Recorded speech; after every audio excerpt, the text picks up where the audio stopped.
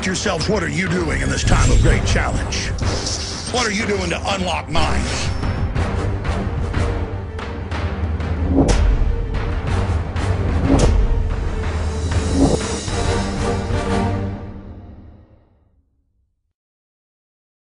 During the break, I saw some footage that really upset me.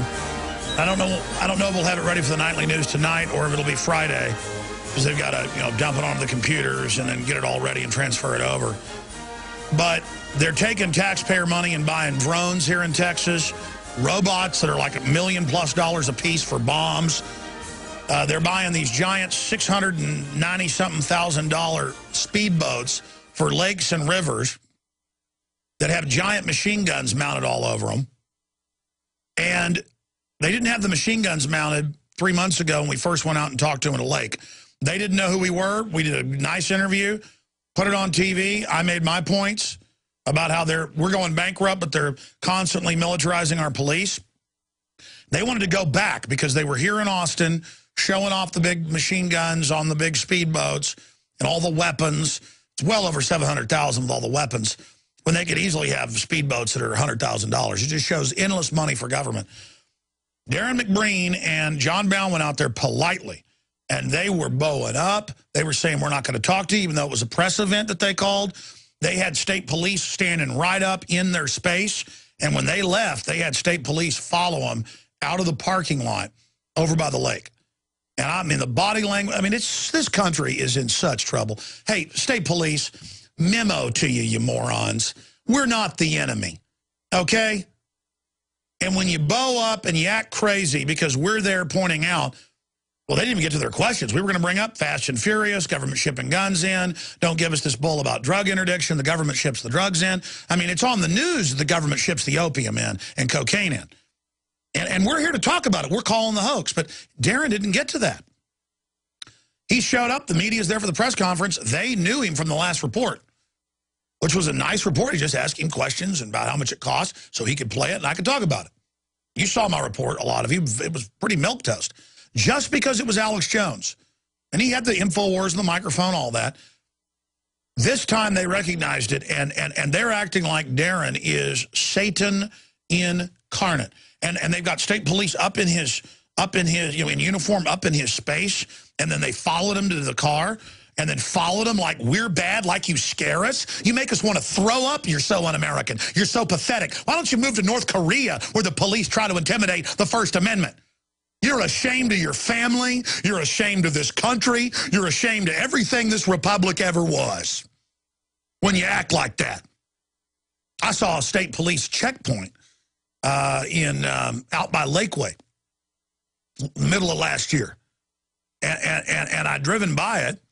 So I pulled over in the neighborhood, and I politely walked up, and they were all standing there on the side of the road, and they were watching the cars go by, and I said, hey, what's going on, officer? I was like, hey, good morning. What's going on? And I had a feeling they were going to bow up to me, but I said, I'm going to be friendly. And he turned around, he said, get out of here, go. What are you doing? And I said, well, I was talking to you. I'm a citizen. And the guy's like, get out of here. And he just got off, and I said, oh, you've got the power. And he just totally flipped out on a demonic power trip when I followed his order, just like, oh, God, the country's mine. Just don't worry, it is all yours. Drink fluoride, take shots. They're going to bankrupt the whole country. It's all gone. You win. Everything's yours. You get to bow up to reporters. You get to follow people around. You get to have North Korea. You want North Korea? You got it. You want to be anti-American? You're it. Oh, man. I remember going to the state capitol 15, 16 years ago, and the state police were all so nice, so friendly. Oh, we like your show. How's it going? It was like Mayberry. Now you go to the capitol half the time, and the state police, some of them, just look at you with hatred. You say hi to them. They're like, don't talk to me. Aaron's out there getting an establishing shot last year. You've seen this video before he went in and filmed a committee hearing. They run up, bowing up to a guy in a dress shirt and pants, clean cut, and go, what are you doing? He's got a big professional camera, and he's like, I'm media. Well, show me your ID. And Aaron's like, well, you're being rude about that. But see, you're trash. You are the milk cow. You're the food. And it wants you to know. It wants you, the big dog wants you to know, hey. And they know how to deal with it when Aaron said, no, I'm not going to show you my ID. They ran and got, their bosses who weren't insane.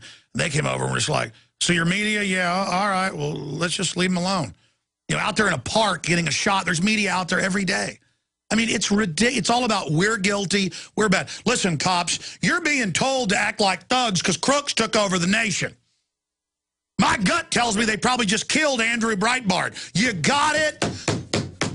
They're shipping guns into Mexico to blame the Second Amendment. They're trying to launch World War III. They work with Al-Qaeda. Hillary Clinton's in the BBC. By the way, did we get that video ever? I showed you guys where it's in this Paul Watson article. Yeah. If you go to Infowars.com, let me just tell you. Hillary Clinton admits U.S. and Al-Qaeda on same side in Syria. U.S. and France arm rebels with anti-aircraft missiles. Good, you do have it. Just cue it up whenever you can. Thank you. Great job. I've got to control my anger here. Cue it up to the part where she admits it. The point is, you're being given unconstitutional power because we've got a case of cancer.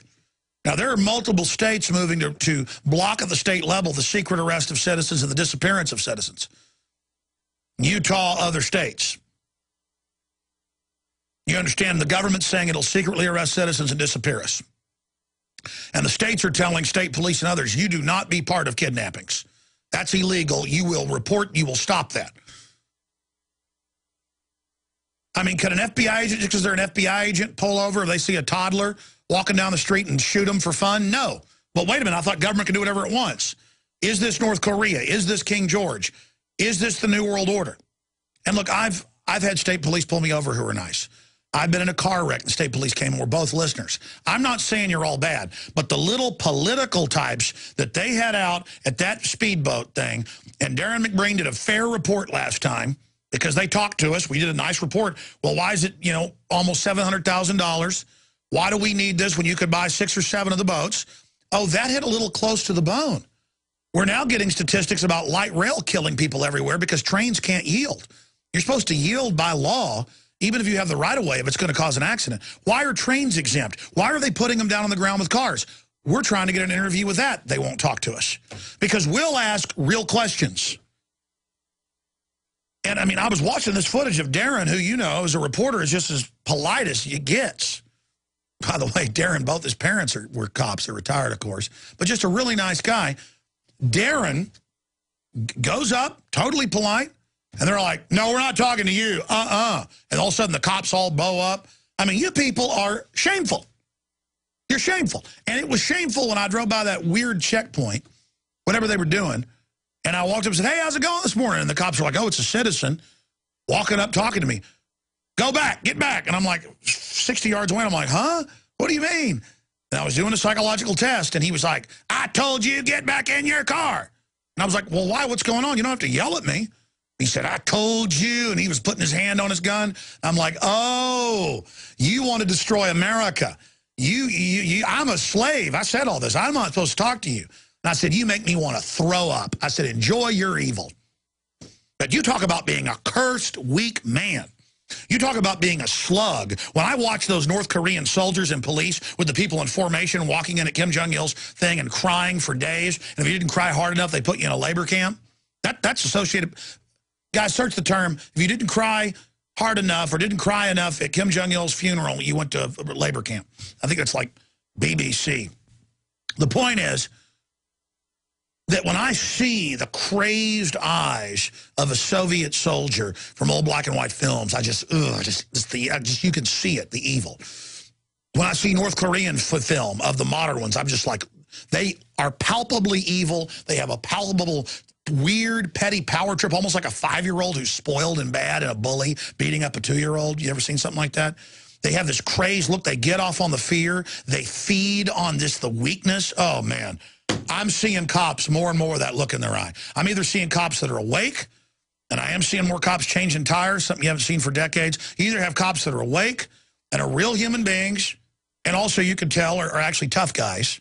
They're just real humans, and you see these wimpy little so-called tough guys who every ounce of my inside just goes, bad news, bad man, North Korean operative, basically. Yeah, if you didn't cry like a maniac for Kim Jong-il, you're going to prison. And that's from RT. But that's the, evil RT Russia Today. They don't like the North Koreans. They're bad. Oh, actually, that's New York Magazine with an RT video. So even worse, you know. Just listen, the country's going down. Okay, there's a good chance if we don't stop them, they're going to release some super weaponized flu or Ebola or something. This won't even matter. And all you tough guys, all you want to be, you know it all. So I got all this news to cover, and I just went into a complete meltdown rant here. It is so creepy when you see cops that walk by you and try to scare you. There was this restaurant we ate at in Baton Rouge in the morning. Like Poor Boy Lloyd, good little, nice old lady, running it. And it was full of cops. It was a cop place. And we went there driving out to Florida. We stopped in Baton Rouge driving back. So we ate there like 3 times. Twice one day and then once one day at 8:30 yesterday morning.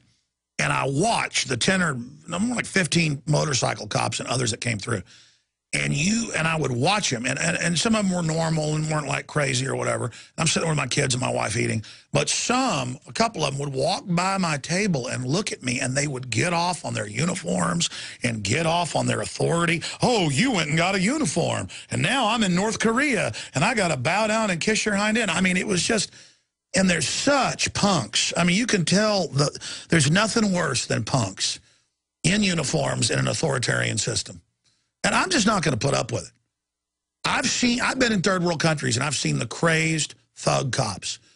I mean, I've been in Honduras, man, and let me tell you, those cops are slimy, and people are scared of them, and they get off on it. And I see that look in American cops. I never used to see that, man. When I was a kid, I mean, it was more like the football jock type in their blue uniform that was like, oh, ha, ha. Man, you don't see that hardly anymore. It's just scary, sick creeps. Our country's got cancer. Those state police are so given to evil.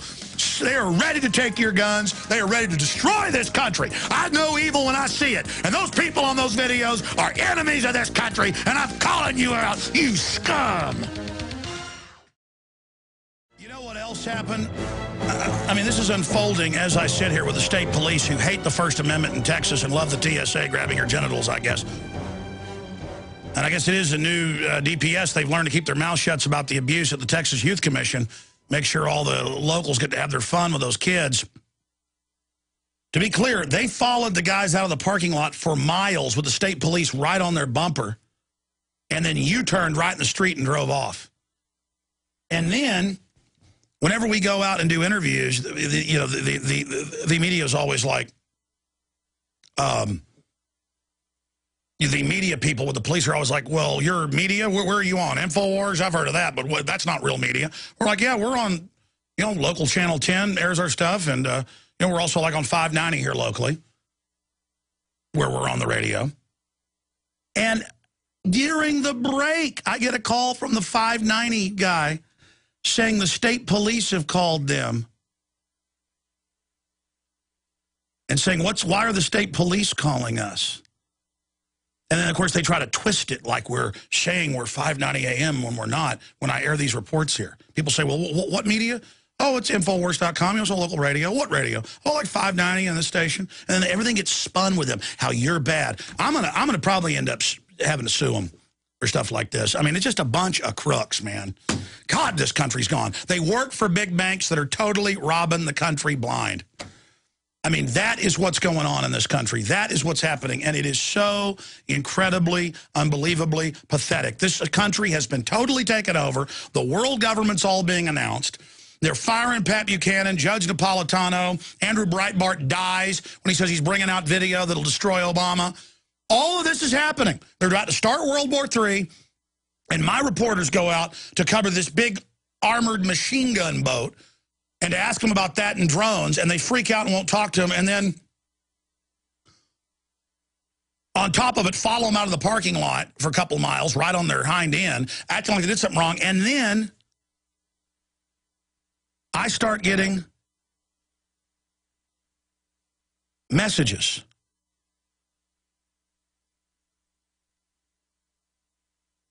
It goes on to say, are John Bound and Darren McBreen on your staff? The DPS contacted our DPS contact, and we're also affiliated with your show. Can you shed any light on this?